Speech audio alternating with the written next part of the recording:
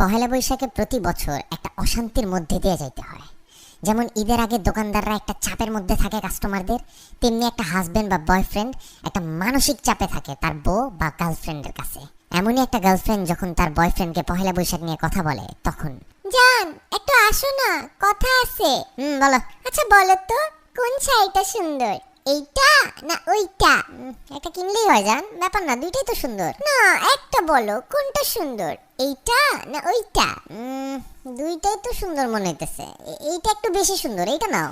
কিন্তু আমার তো ওইটা পছন্দ হইছে, ওইটা তোমার ভালো লাগে নাই?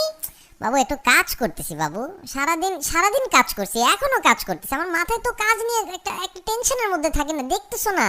তোমার যেটা ভালো লাগে সেটা নাও, জিজ্ঞেস করছো বলে দিছি।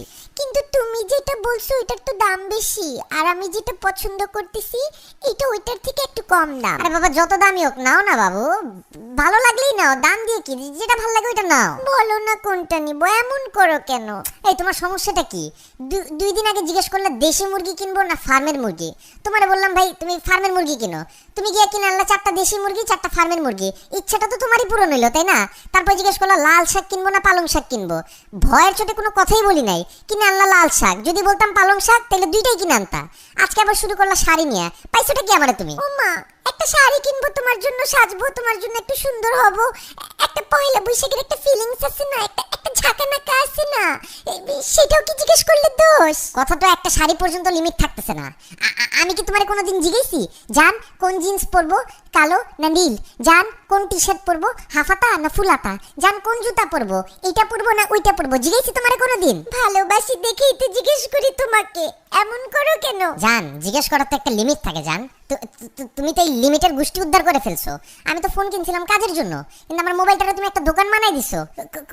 কোনোদিন যদি আমার ফোন চেক করো মনে করবা অন্য মেয়েরা পিক পাঠাইছে, ওইটা নিয়েও একটা গ্যাঞ্জাম শুরু করবা, এটা কে পাঠাইছে, এটা কবে পাঠাইছে, না আমি তো পাঠাই নাই।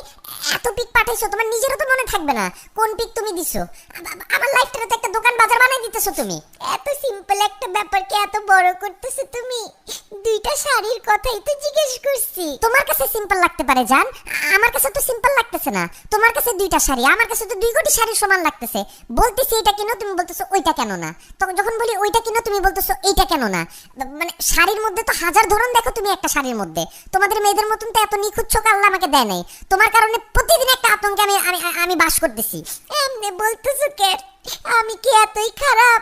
তোমার জন্যই তো সাজি। কিসের এত আতঙ্ক? কিসের আতঙ্ক মানে? পয়লা বৈশাখ কেবল যাইতেছে, রমজান শুরু হবে, এরপর আসবে ঈদ। আমি যদি আজকে পরকিয়া করতাম এত আতঙ্কে থাকতাম না যতটা তোমার প্রশ্নের আতঙ্কে থাকতো আমার। প্রত্যেক দিন একটা নতুন আতঙ্ক নিয়ে আসো। তোমার পায়ে পড়ি যান, তোমার যেই শাড়ি পছন্দ সেই শাড়ি কিনো।